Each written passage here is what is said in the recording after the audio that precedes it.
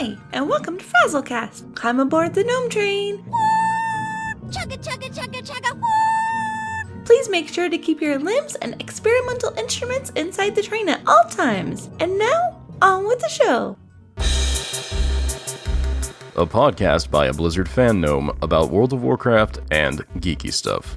I promise you, they do talk about the World of Warcraft. They just go off the rails sometimes.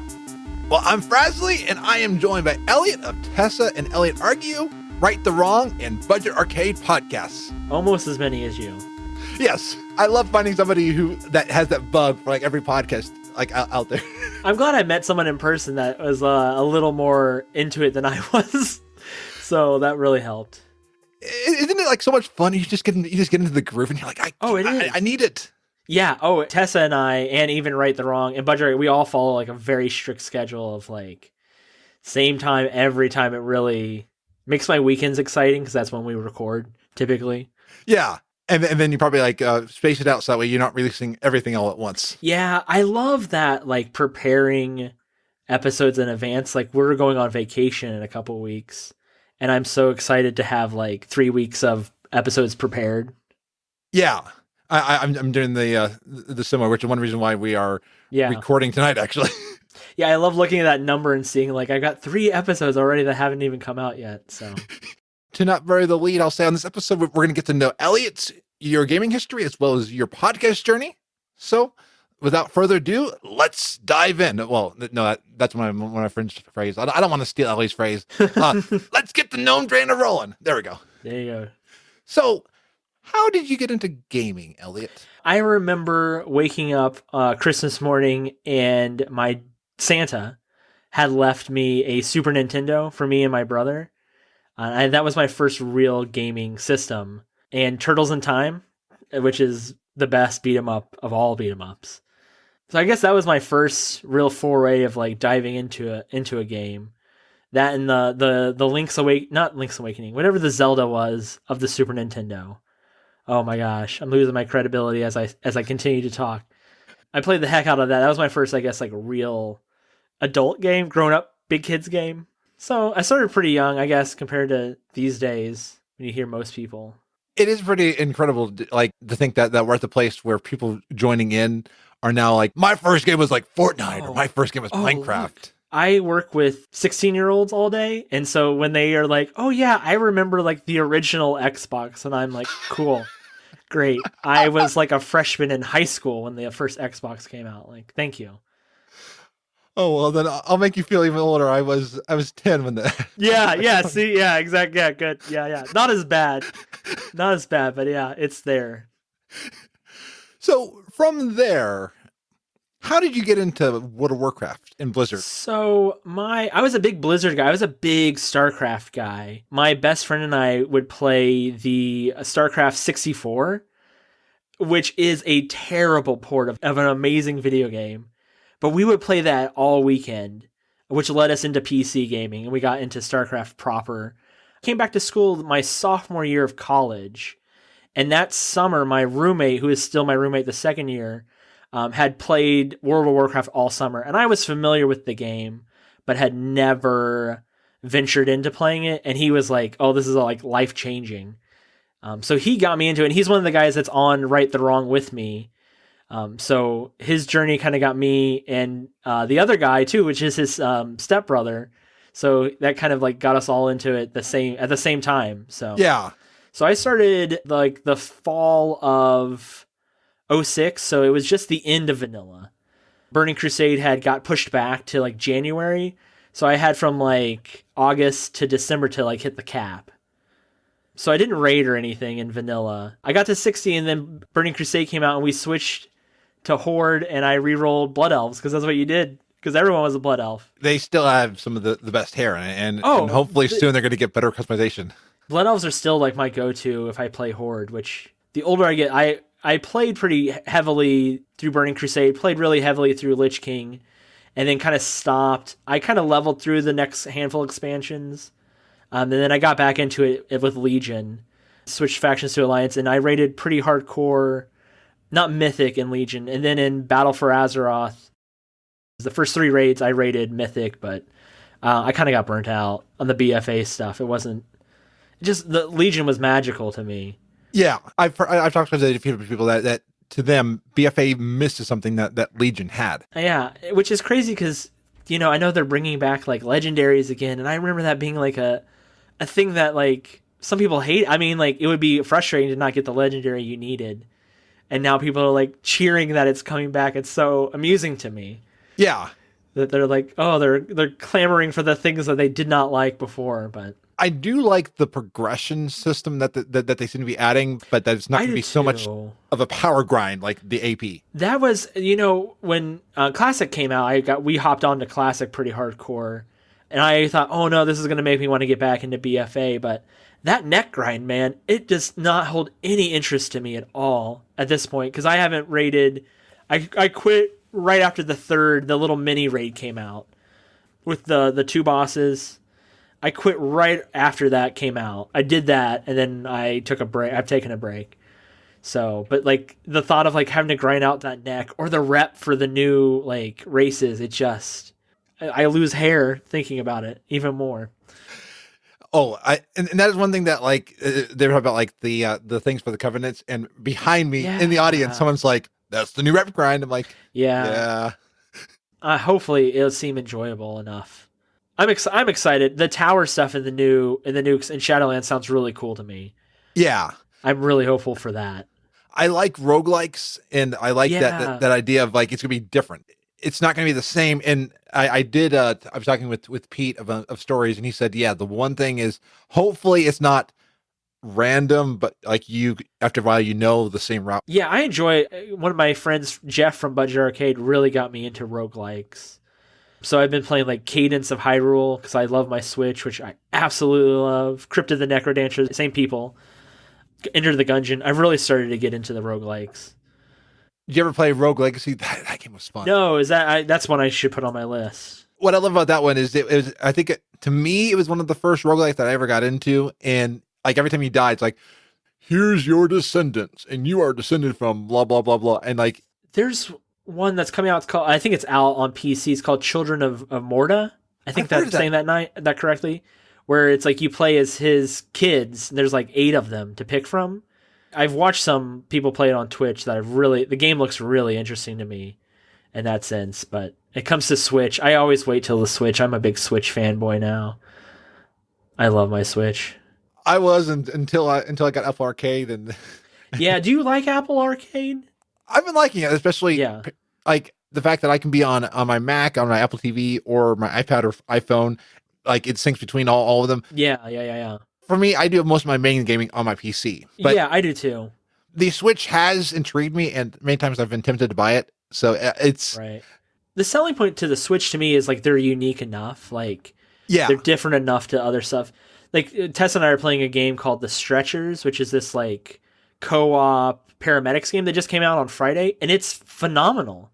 It lends itself so well to like the Switch. Like it's so fun to just put it in and then like goof around with Tessa with it. So like we've had a lot of fun with that. That sounds really cool. It is, yeah. It's like kind of like one of those Cooking Mama games. Okay, but you're like a paramedic, so you got to gather the people up and then put them in the ambulance and then drive them to the like hospital. It's terrible. Is the driving very wonky? So that's wonky. But you're also like doing everything at co-op. So like you have the stretcher on one side and they have the stretcher on the other. So you have to like lean it down at the right time to gather the person. And it's a lot of like me yelling at my wife and my wife being like, "Why am I playing this game with this idiot?" But she still continues to play, so she must enjoy it enough. That sounds like you're creating memories. Yeah, it's a good... The Switch does a good job of like a lot of good couch co-op fun games. Like Smash Brothers with people in the same room is a lot of fun to me. Yeah, I was having fun with my nephew playing that because it was like I had no clue what I was doing, but I was having a good time. Oh, yeah. One game, if you can find it, is Towerfall. If you've not played that Towerfall? Okay, I'll put that on my list. You're giving me a list, man.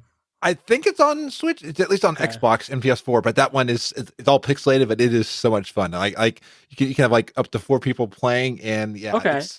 I feel like that's like on my wish list on some platform or another. Yeah, you're like, I want that. Yeah. And now that you say that, I feel like that's one of those things that I've seen before. So I'll have to really look at that. So do you find that the Apple Arcade stuff's worth the price to you? You're playing it enough? Yeah, for $5 a month, and that I'm getting games that there's no in-app purchases, that there's no ads. I've not even played all of the games. Like one of the ones I love was a game called Sneaky Sasquatch, where you're a Sasquatch. Yeah, I've heard that. You're going around and you're trying to to not get caught, but you have to eat. So it's fun ones. And there was one called Dear Reader I was having fun with. I've heard of that one too. I love how you're reading a book, but you have to figure out what are the words to move around. So yeah, that concept's really cool. I like now that you can use your PlayStation controller on Apple products. Yes. And so that, to me, the game we played last week, I used my PlayStation controller, and it was there's no way I would have played it with touch controls, but with the controller, it's like playing a real system. It's crazy. Yeah, and it's weird how good it feels. I mean, yeah. And I like that it's the Xbox and Sony ones that have really been perfected, and they all stand up well. I have one in my bag, and it is not broken. Whereas the made for iPhone controller I got years ago, it broke. Mine, I had one too, and it's in pieces. Man, but the Xbox controllers, I think the new Xbox One controllers are the best controller ever. Almost. They feel so good. Yes. Yeah, I like them a lot. I got one that's a red one. It actually has a rubberized grip. Oh. Yeah. Did you see the new Elite 2s came out last week, I think? They look intense. I don't know if they're worth the price, but they look really cool. For me, when you give me too much customization, I almost feel like I don't know what to do. Too many options. Oh, I can only have one type of peanut butter. I can't look at all these 7 different types. Yeah. Yeah. Give me customization, but don't give me too many choices, because where do I move this over here? That's funny. Yeah, I have that. I struggle with that as well.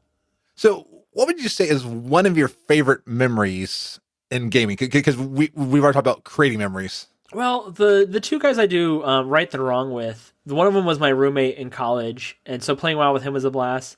And then his stepbrother, who is my best friend, raiding with those guys is such a blast. I love the raiding aspect of WoW. I love the mythic aspect of the Mythic Plus aspect of WoW now. That to me, with a small group of friends, is a blast when you're trying to raise that key up, stuff like that. I love that. Yeah, a little less stressful than the raids, and you only need 5 people. Yeah, Mythic raiding now, it's almost too intense for me. We started doing Mythic raiding in BFA. We switched from just doing Heroic to Mythic, and Mythic definitely you definitely lose some people in that process of it being too intense. Where with Heroic you can at least afford to have a couple people being there present, but not really mentally present. Yeah. With Mythic rating, man, you can't afford that at all. You can carry people better on Heroic. Yeah, you can carry a couple of dummies. I would definitely put one of those. I'm typically the one that is. I feel like I'm carried a lot because I don't always feel like I'm actually. Do you like to DP? Are you a big DPS kind of guy? Yeah, yeah.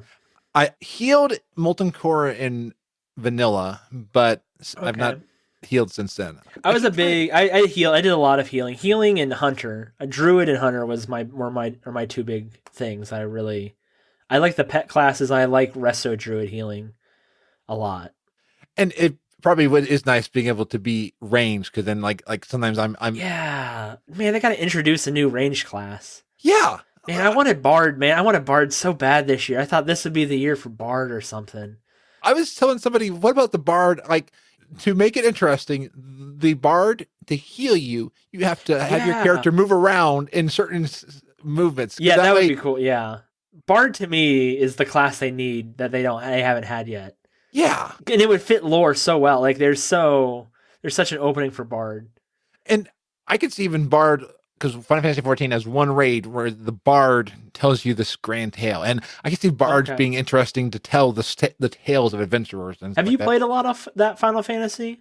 I played up through Heavensward. I did not beat Heavensward, but I enjoyed it. It's still, it missed to me what WoW has in some way. It was weird in some areas, but I still enjoyed it. Yeah, it looked like it was on my list to get to at some point, There's only so many hours in the day. Yeah. And what would you say is one of your biggest fails in WoW or gaming? Man, that's such a hard... I remember I was the kind of guy that would struggle to finish a game for a long time. Say, well, don't do that. Yeah. And now my problem is I'll buy whatever game's on sale on Steam for $2. I bought The Witcher 3 on Black Friday last year for like $7. Yeah. And it's still sitting on my PlayStation, untouched. I love The Witcher books, and I'm so excited for The Witcher series. But I have like yet to touch that game I bought on Black Friday. It was like a year ago now. Yeah. So, and I can't tell my wife that because she'll get mad at me that I spent $7 on the game and I didn't play it yet. Well, good thing she's not going to listen to this episode. Yeah, definitely. She's definitely not in the background with headphones on. Definitely not. Yeah, now you can hear her coughing in the background. Yes. Yeah, she's probably... Yeah, now I'm going to look. I'm going to get yelled at later. It's okay. It was funny, right? Please tell me it was funny. Oh, that is funny. Good. He says at least I okay. think I'm not the one that's sharing a pocketbook with you, so I don't know. It's not my money. Yeah, it's okay. Disney Plus comes out tomorrow, and that's like that'll sustain her for like a week. Yes, did you see they're adding more and more Marvel movies? Man, like, they're adding everything. I'm so excited for Mandalorian. That's mine. Oh, yes. I'm really excited for. And the Lady and the Tramp show. Oh, I can't wait. Show of that? Yo, they're reviving it with like live act. It looks kind of silly, kind of stupid. Well, what I love is that I won't have to buy another Disney movie. I know. I'll just pay like them $6 a month. There was an article I saw, I think it came out today, that they're releasing all this stuff on Disney Plus, and some of the stuff is like low-key kind of racist from back in the day. So they're like, ooh, there's some like kind of crazy stuff that like hasn't been seen in like decades that'll be like available. Yeah. Which is kind of interesting. There's one I know that won't be available because Disney, and probably rightfully, very rightfully is it the Song of the South one? Yeah, I don't see that one coming back, and I think Disney's good to be like, that's probably. Have you ever actually seen it? No, I've seen clips, and same. And I can understand why it's so hated because it is. Yeah, it's one of those. Not their brightest moment. No, definitely not. Yeah. Yeah, I'm excited too. There's a lot of like Gargoyles. That was a show that I never watched, but all my friends did. Yeah, and I really want to watch. I was at BlizzCon and somebody was talking about Gargoyles. I was like, I need to see Gargoyles because that was one of it. I always thought it was too scary, so I never watched it. Yeah, my brother loved it, but I never watched it. Like the old DuckTales, I'm a big DuckTales guy. I love DuckTales. Even the new DuckTales is fantastic to me. Yeah, all that kind of stuff. There's a lot of stuff that will be interesting. Oh yeah, and maybe I can finally do my backlog of Marvel movies and actually be like, oh really? I know what I'm doing. So which ones have you not seen? Pretty much a lot of them. Like I saw the first Avengers. Okay. And then I saw the Avengers Endgame. So okay. Well, you can skip the first two Thor movies; they're not good. But the third Thor movie is phenomenal. I've heard that Thor Ragnarok. Yeah, Ragnarok. That was amazing. Might be my favorite of the like single character movies. Yeah. But the like Thor 2 is terrible. Oh, it's just like slow and there's like plot twist after plot twist and they're not very plot twisty. It's kind of terrible. Well, it's interesting they bring up slow stuff. I want to ask you, which do you find more satisfying right now? I think I kind of hear which one you like, but do you find the slow classic or the fast-paced current WoW more your style? I had some really good friends that I made in Legion, and then we continued to raid in BFA, and I got to the point where I was literally raiding because I liked them so much that I didn't want to leave, but it was really them. But they also felt the same way, so we were literally playing because we liked each other. We were so close. The stuff that excites me for Shadowlands is like the tower. Like I can play the tower by myself, or just me and like Brody can go play the tower. Yeah, that's what appeals to me. I love Mythic Plus too. I love that. But with Classic, I found, and Brody was the same way, and Frankie's still playing pretty hardcore, but we played pretty hardcore up to like level 40. And then, once you hit like 42, that's like the halfway point, I think. I think it's 43 is the halfway point. So once you hit level 43, you're halfway through the leveling process of Classic. Yeah. So those mid 40s, man, are rough. It's hard to go through a whole zone and be like, half a level, cool. Yeah. So it gets a little defeating to go through a whole zone and like see like half a bar, Were you on PvP or PvE? We played PvE because we were, like most people, we were picking our servers, and then we ended up picking a completely different server on the day of launch because the login stuff just was terrible. So we figured just log in and play wherever, Yeah. So as long as we were playing together, which was like the whole point of us playing it anyway. So I kind of hear that Shadowlands excites you because of some of the things that combine classic and current. The best. Yeah. New expansions are always fun. Like they're always fun to level through. I thought leveling through BFA was really well done. I liked a lot of those zones a lot. Yeah. I thought the leveling process was great. The in-game stuff was, I thought Mythic Plus and Legion was really well handled, and then they kind of just like took the good things and they're like, okay, those are gone. It was give and take. I don't know. It's the every other rule, right? Like every other expansion's like phenomenal, right? Oh yeah, and So- I mean it's hard to have everything be good. Oh, for sure. Well, heck, they're such a big entity now, Yeah. Blizzard in general. I mean, they're basically Activision at this point. They're almost interchangeable, especially with how they handle things, so Yeah. it's kind of interesting. So in Shadowlands, do you know which covenant you'd like to join? I saw that on the show notes, and so I started to do a little research. But I typically play healer, and then once I get bored with healing, I'll switch to a hunter or a warlock. So I'd probably go with whichever one gave me the best healing wise, because that's what I enjoy a lot. I like to heal 5-mans a lot, so I like the owl looking dudes a lot. Yeah. Man, fingers crossed, playable race. Oh yeah. I mean, because look, Leo Wild was championing for the Vulpera, and we got Vulpera. So I mean, I could see next one being owls. So I mean, that would be They've got to go Alliance. You gave Vulpera to like Horde, man, and we got gnomes, which are like, aren't they like the least played class? I think so. Yeah. So you're like, here's more gnomes. So are you switching to the new gnomes? Only if they get blue hair. Right now, I Okay. don't see blue hair, but Okay. maybe that'll change with 9. Do you like them? I kind of found them a little underwhelming. I still think, to me, Mecha Gnomes, I would have liked them being a customization of gnomes, but then someone told me how the other allied races are like customizations of the. Yeah. And part of it is too, I like my artwork that I have for Frazley, so I don't want to. Sure. Yeah. Oh, I bet. Yeah. And have you ever seen Tusk? Yes. One thing that keeps reminding me about the Mecha Gnomes is like at the end that end scene in Tusk where he's. Oh yeah. I'm like, once you get rid of a arm or a leg, you can't get it back. That's a Kevin Smith movie, right? Oh yes. Yeah. Oh. Yeah. Had me sick to my stomach, but I still applaud his cinematic in this story. Yeah. That I really liked his Red State. Red State was the other one like that I really liked of his. I love Clerks and stuff, of course. Oh. But...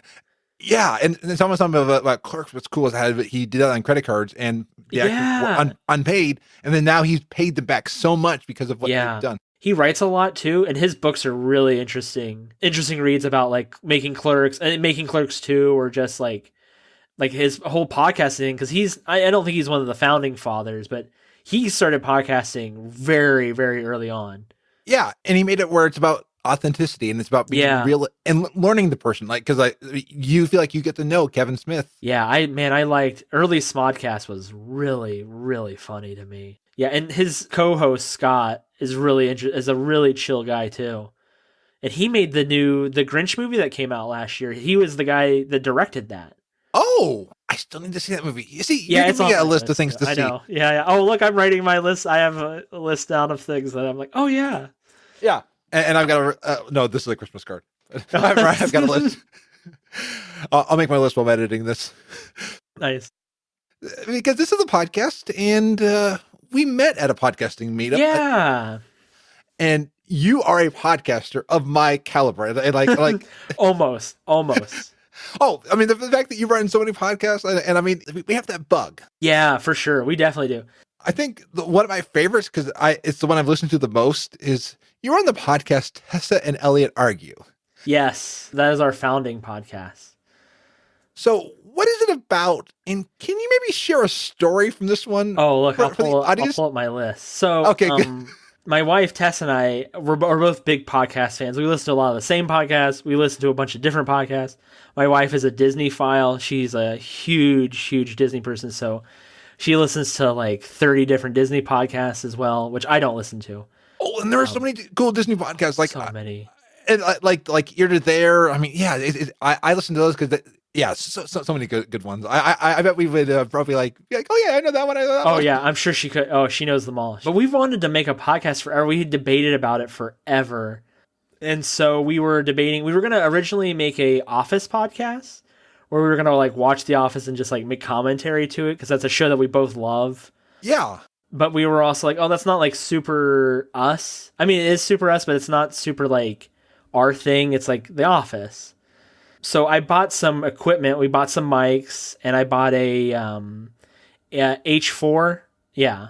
Yeah. And so Tessa came home one day, and I had a list of stories that I was just going to read that I wanted her to like get her opinions on.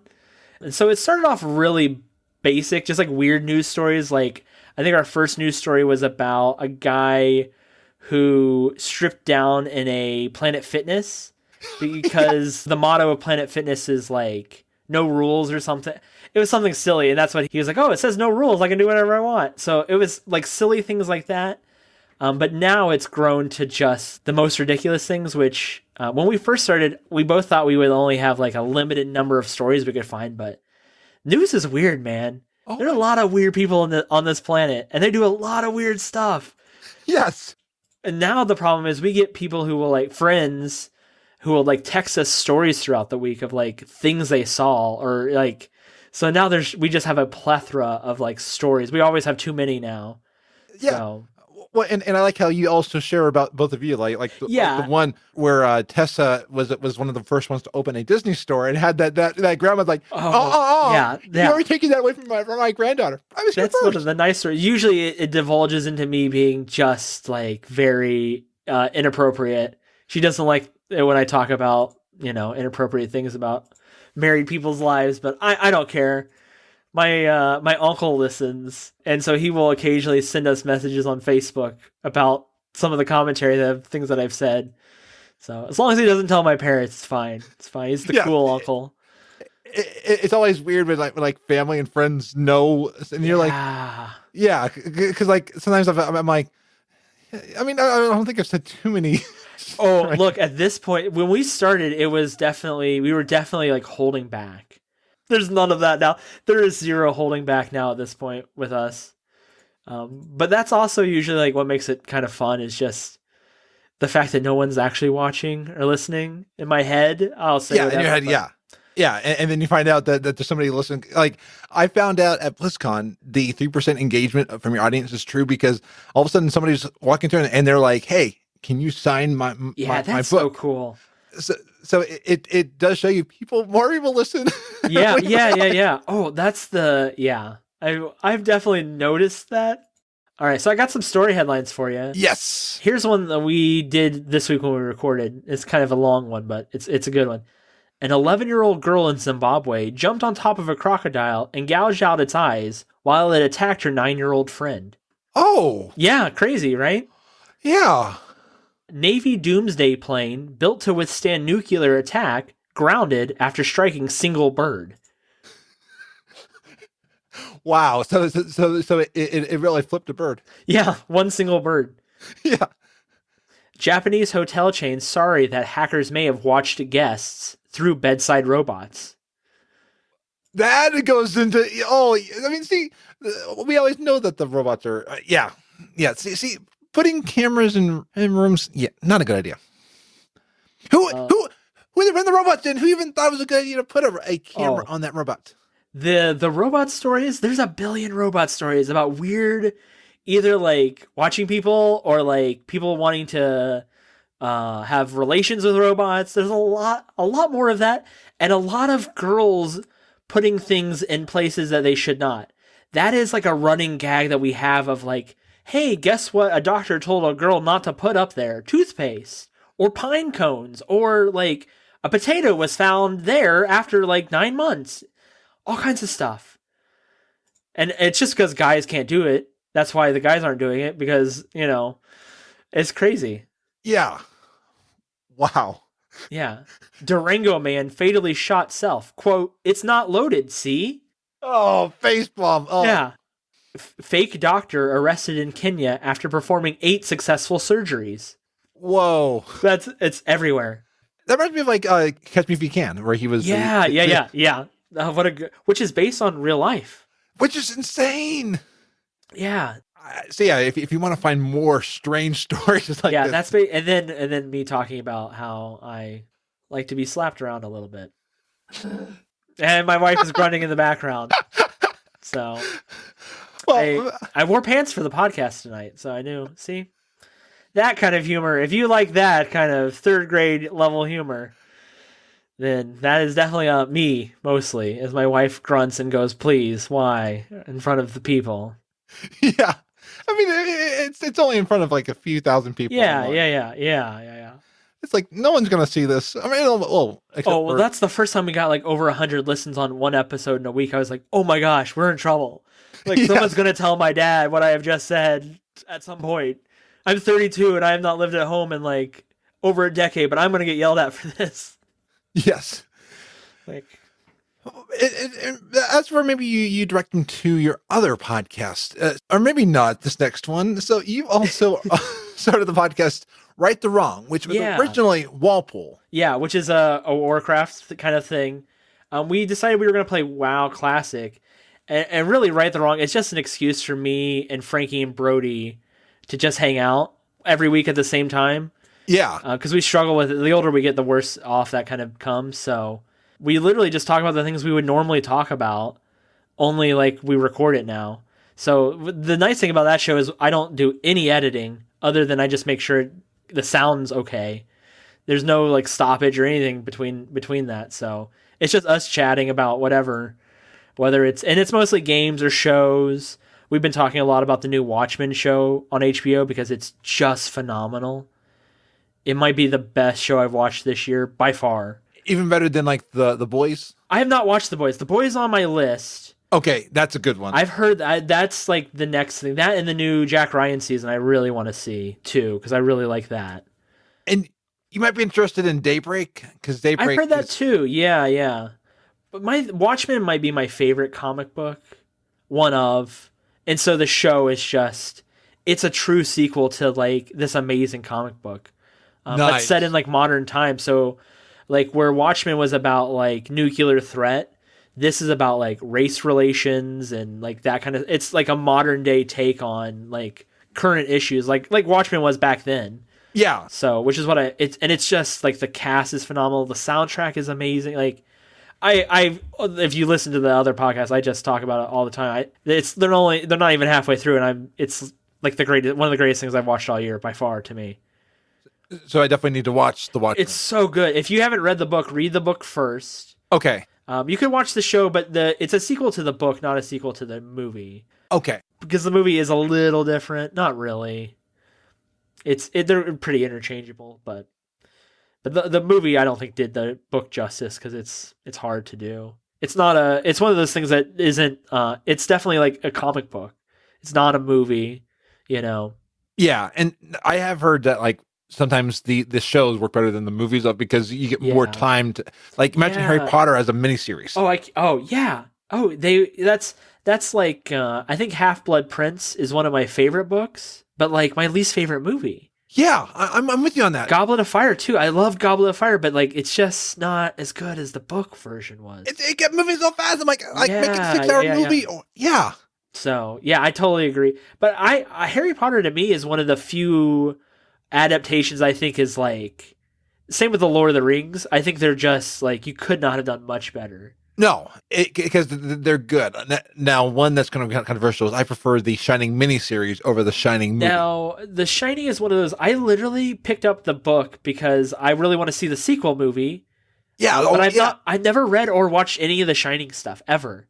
I've like avoided that somehow my whole life. Read the book. The Stanley Kubrick movie is interesting. It takes some interesting liberties. I mean, and then there's a mini series of The Shining that not a lot of people know about. I think I've like caught bits and pieces of the mini series, like you do on TV here and there. Yeah. So, but you prefer the mini series to the movie overall? It's more true to the book. Okay. Whereas the movie is Kubrick's idea of it. Okay. I like Kubrick movies though overall. Yeah. Oh no. So. Well, I still can't get into details on the Space Odyssey, but I just broke on my geek thread. But the first half of that movie is so good. It's the second half that's just like buck wild. Okay. It's the same with Interstellar. Man, I love Interstellar. I don't know if you've seen Interstellar. Oh, yeah. But like the last half of Interstellar to me is just like, man, that first half was so good. Why did you do that with the second, like, third of it? Yeah, just stop at the story. Yeah, just stop it where it was. It just gets weird, like too weird. And I like weird stuff, clearly. So, yeah. Clearly, that's my thing, is weird. So when you say that Tessa and Elliot's the weird news show, and then Right the Wrong's the geek show with the commentary on like the shows. We talk about podcasts that we were listening to. Yeah, it's basically kind of like we talk about what we've done, like what we've paid attention to that week.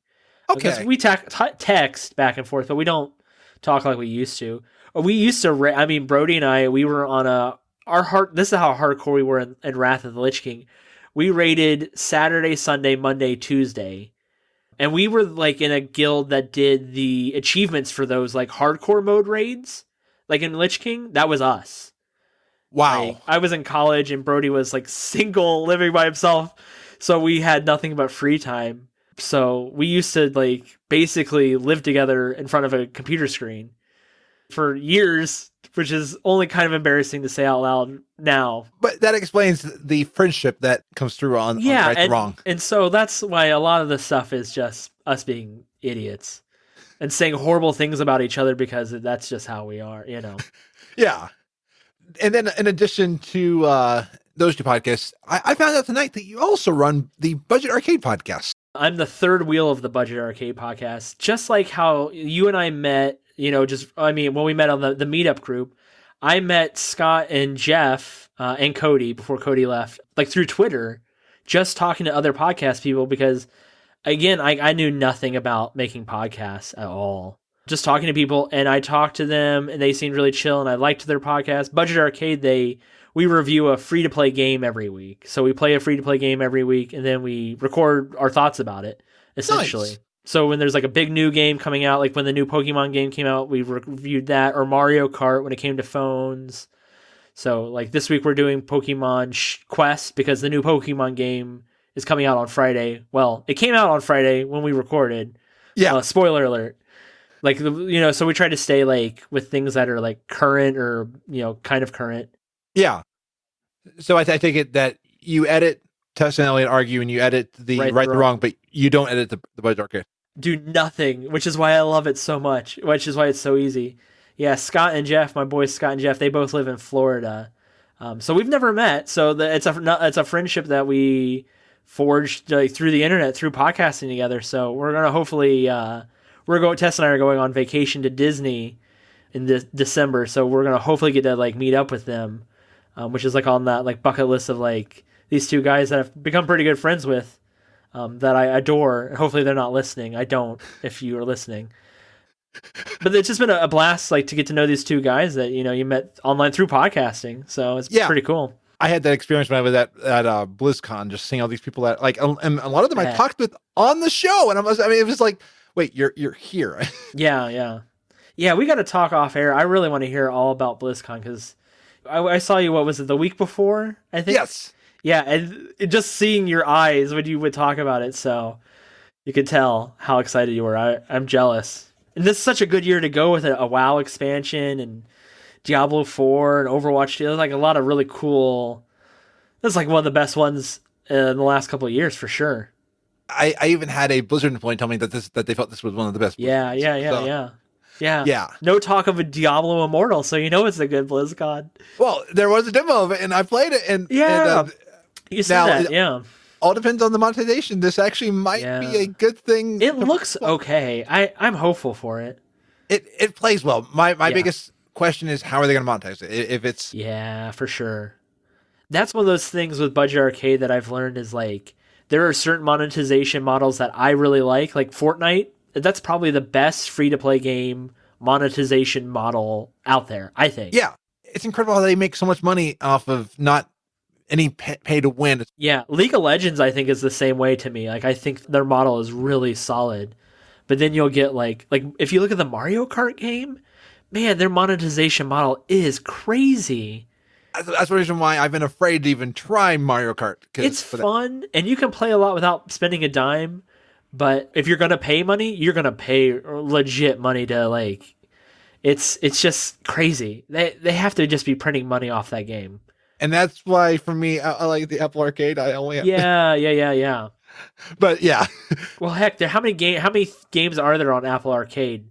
They just crossed over 100. Yeah, so you never go through that much in a month. No, I haven't even had time to play all the ones I downloaded. I beat a few, and Sneaky Sasquatch just came out with an update the past few days. Is Exit the Gungeon on there yet? I don't know. That's one that's on my list, and I think it's an Apple Arcade only for a little while. I guess it's like a sequel to Enter the Gungeon. It's called Exit, which is supposed to be really good. I loved Enter the Gungeon, so. Yes, it is. Okay, that's one that has been getting a lot of hype from what I've read. I'm downloading it right now, so hopefully you have to let me know. You'll have to text me later. Hopefully the stream doesn't suffer because of me downloading.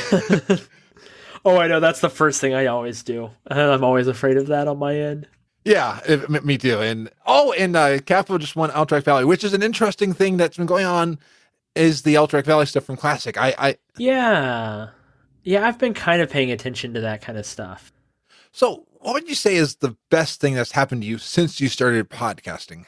It's been such a fun creative outlet. Where that was, I think, a thing I was struggling with was I didn't have any like creative, like outside of work outlets other than like video games, which I'm not doing anything creative. I'm just playing somebody else's creative like game. So this has definitely made like I search for things to like make it better. Yeah. And the editing process is really fun too. Like fun, I guess, is probably not the right word, but it's been interesting to learn how to like get better at it. Because I feel like I've slowly gotten like better and better each time. Yeah, I found that's always the fun thing is like my first episodes took me all weekend, and now yeah, it takes me way less. I just gotta if I get distracted, then it takes all weekend. But if I just sit down and do it. Well, even like the meetup thing, I've really enjoyed just talking to other people, like their ideas, or just talking to other people that have like the same interests. Like that's been really cool. Yeah, I've really enjoyed that. I find that meetup has helped me feel better because you see where you are compared to other people, and not in a like I'm better or worse, but you're like okay. No, but you know what? When like going there, I'm like, oh, I'm not like as big of a screw up as I thought. Like I am like I'm ahead of the curve in some instances, and like not in others, obviously. But I was like, oh, I am doing some things right. That's crazy. Who would have thought? Me? Like, oh. That was my first thought. I was like, I'm going to go there and all these big podcasters. That's what was my big fear too. So I was only intimidated by you at the first one, to be honest. So it was just you. So everybody else was like, okay, yeah, I'm like on the same level as these guys. That's okay. Like, it's weird for somebody to be intimidated by me. Oh, look, man, but even just like your knowledge, you just throw off these things where I'm like, oh yeah, I remember that, or like, oh yeah, I find that I come away with like a page of notes of like things to go like look up afterwards. My dad after one of the meetups told me that he said to me that like I've got a weird ability to retain interesting facts that I don't always need. Right. Yeah. Well, it's also cool that we do it with like the Blueberry guys, and they seem super chill. Oh yeah. About like come look at the studio, like that kind of stuff is so cool to be like, oh wow, that's like on my list of things I want, all of this stuff. But yeah, so that stuff's really cool. That's been really fun. The talking to people has been a lot of fun with the podcast stuff. Yeah, and it always energizes me to go back again, to be like, I'm going to podcast again when I leave. And I've actually left that and done some podcasts. Yeah. So what would you say is a hidden pitfall in podcasting that prevents people from succeeding? I think the big thing that most people struggle with is like equipment. My biggest fault was like I didn't know where to get started. Yeah. But that was just my own like not motivating myself, because there's so much stuff out there now.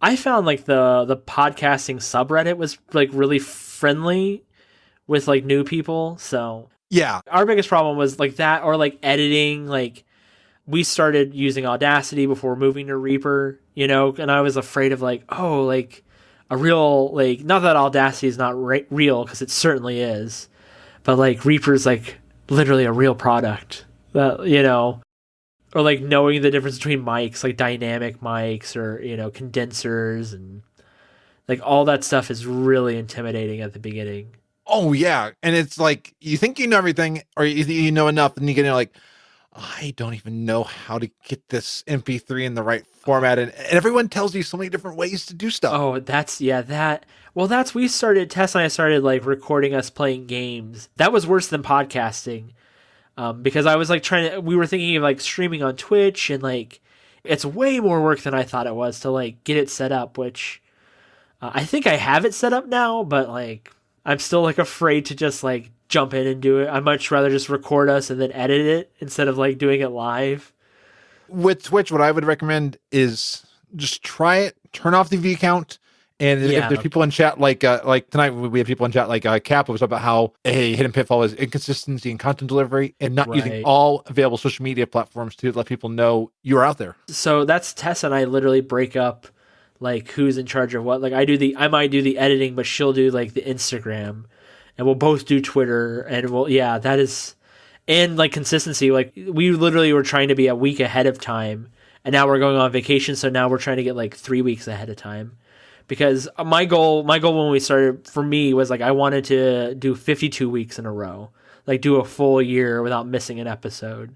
Yeah, it's amazing how like I find when I hit my window, I woke up this morning and somebody had already listened to the episode that I just released today. And giving me feedback on that. I'm like, wow, I'm in their time slot.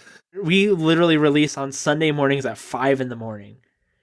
And so when I wake up to get ready to get going on Sunday mornings, because we get up a little earlier, the first thing I do is always look at the view count.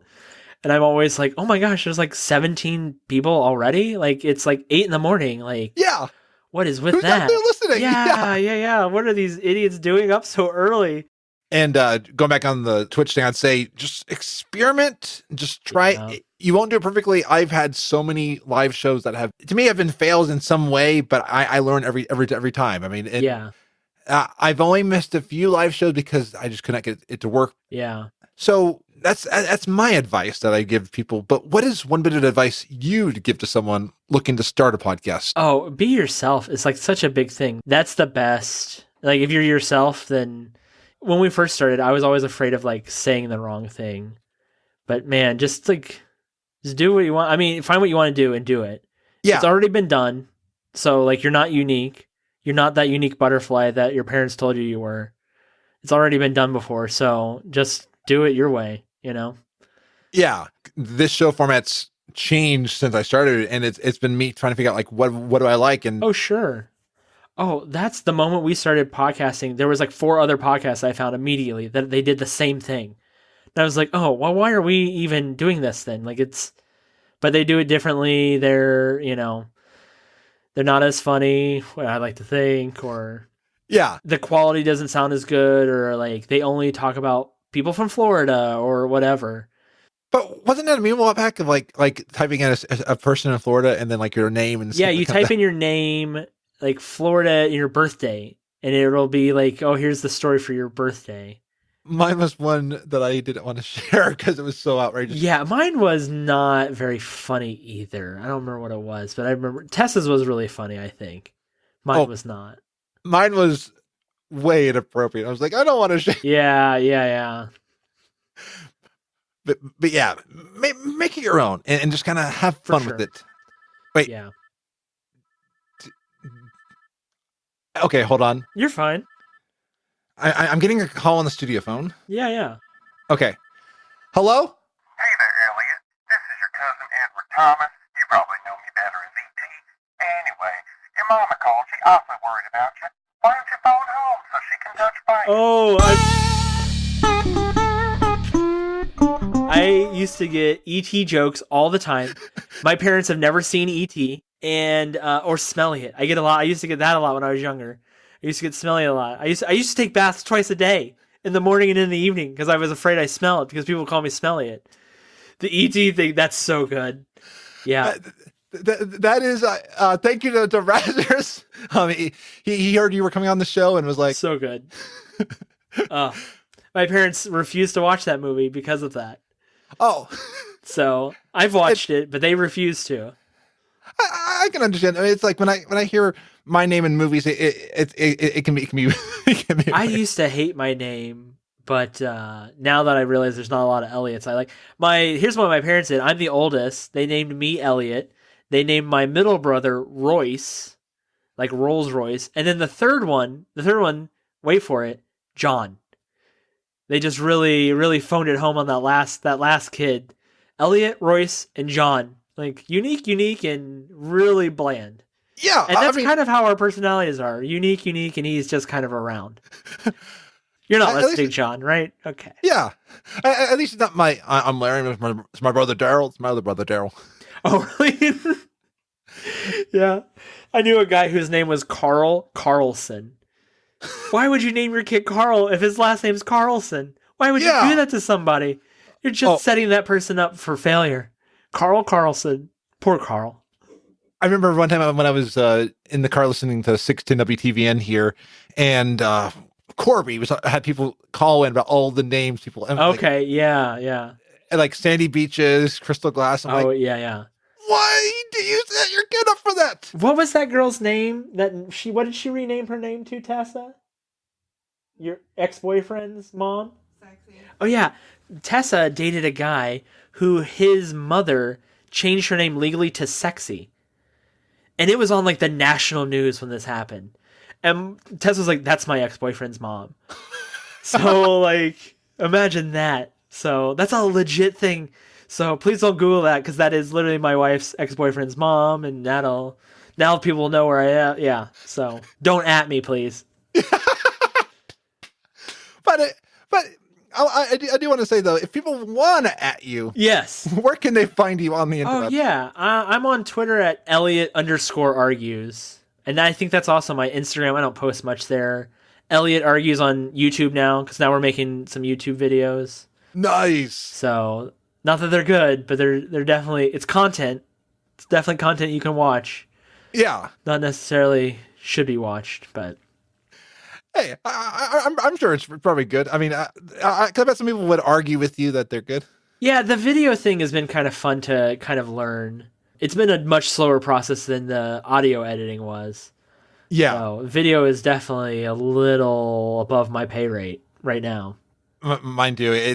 I do enough work at auto editing that I don't want to smell. I can't imagine how much time you spend after recording on converting this to like an audio format too. It's got to be insane. Well, thankfully, this is like only people on Twitch see the video, because then when it goes to YouTube, right. I just send the audio. Okay. Yeah, but even like when you go to your YouTube page, I love your format for like the shows you put, even just the still pictures you put up. It's very good. It's very high quality. Like I said, I was intimidated by your quality. Your quality is very good. Oh, thank you. Oh, I love it. Like I said, I get jealous. I'm jealous. I'm like, oh. So you're intimidated by the tallest gnome in Azeroth. Yeah, that's right. Yeah, definitely that. You're definitely that guy. Because I've seen you in real life. So you're definitely the tallest gnome I've met. Activating customized orchestrated transporter.